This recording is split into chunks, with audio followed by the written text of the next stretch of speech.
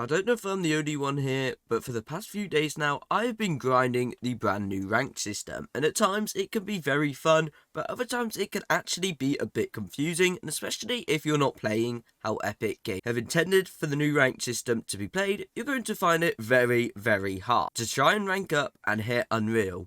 But no need to worry, I'm going to be leaking all of Epic's secret rank stuff they've been hiding from us. That way, we can maximize the amount of points we get by doing this one strategy to rank up. So after playing a ton of rank games, just trying to get used to this new rank system and trying to find the best way to get points, I finally found a way which worked. First of all, we need to establish how we get points here. How this rank system works can be quite tricky to understand, and I was one of those people who didn't understand how it worked properly and found myself getting second place and going up like 4%. Then other games I'll get like a few kills and just daft spawn and going up like a load of percent, like 10-20%. So according to the data that Epic Games have given us so far, the first thing that means we go up and down points is where you place when you die overall. This position does not matter too much from what I've found out, but this makes a massive difference when it comes to losing points. This is what punishes us when we die off spawn with no kills and we just lose like 15%.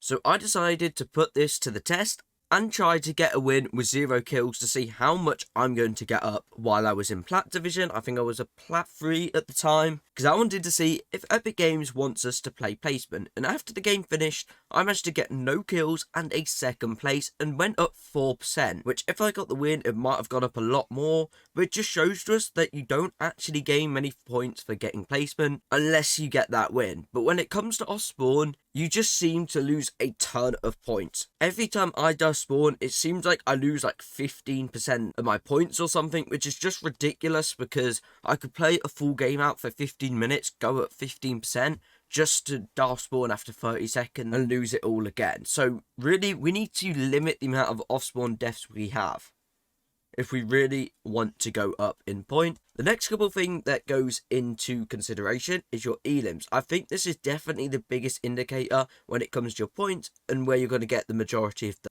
Now, there's two things that will make up how many points you'll get from them. The first thing is picking up kills off spawn will not give you as many points as picking them up in the end game. And the second thing is the rank of the players. If they're much higher rank than you and you kill them, you're obviously going to get more points, which is how it should be. And if they're a worse rank than you and you kill them, you obviously get a few less points because it's a fight that Epic Games kind of expect you to win.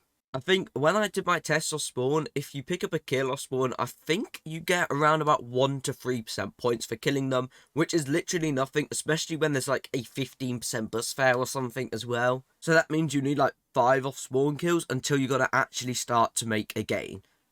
So going for off spawn kills at the start, unless you're in a rank that's too low and you're very, very dominant off spawn, it's probably not the best play in the world, because you're just going to lose so much, especially if you daft spawn.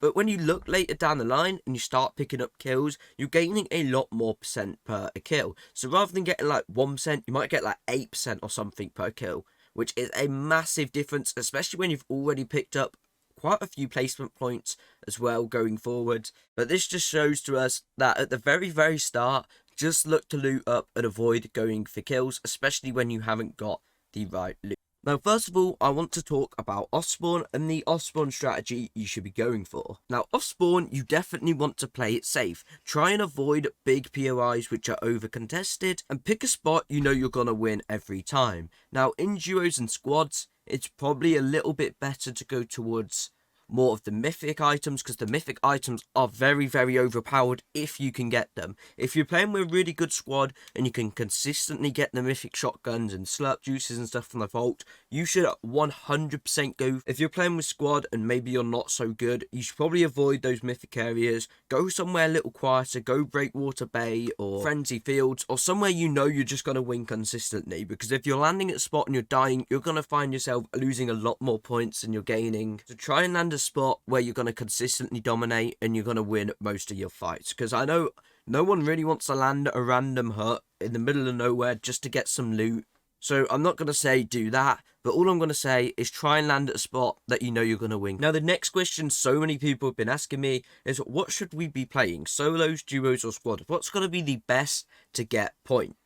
Now, the single-handed best way probably is squads. If you've got a really good squad, then squads is definitely the best. If you've got a really good duo, play duo. But if you've got a bad squad or you've got a bad duo, then it's definitely better just to play solos. So I really think those 3 modes just depends on how good your team are. Like, if you're an awful solo player, then obviously go play duos. But if you're really good at solos, 100% hit the solo grind, land somewhere safe, get some good loot, and then look to take fights, and you'll find the game so much easier when looking to go up in points. When it comes to mid-game is very, very different, and with floating islands spawning out of nowhere, random caches popping up all over the map, you're probably wondering, what is the best strategy in mid-game? Now, what I've found to be best is just to go for the caches. The floating island, if you've got the right loot, definitely go for it, because that AR is super, super broken. But if you see caches and stuff pop up, go for them. They've got really good loot at them, and especially if you're not landing at a mythic place as well. Going for a cache will allow you to be able to fight those mythic teams, because mythics are so broken in the current meta. So off spawn, you want to be landing somewhere you're going to consistently win, and you won't be dying off spawn, because off spawn deaths are going to punish you too hard. In mid game, you should definitely go for caches if you need slurp juices and better loot and stuff. And potentially, if you've got great loot, then go for the floating island. And endgame is when you want to be picking up the majority of your kills. You need to make sure you're in a position to go into endgame where your loot's good enough to be able to pick up a ton of kills, because this is when you're gaining your points. If you go into endgame being that dominant team who can drop 5 to 10 kills easily in the endgame, you're going to go up a ton of points. If you could drop like 10 kills endgame and get the win, you'll go up like 80-90%. Now, moving on to how you should fight in the current meta. The one thing I'm seeing everyone get wrong is their loadouts.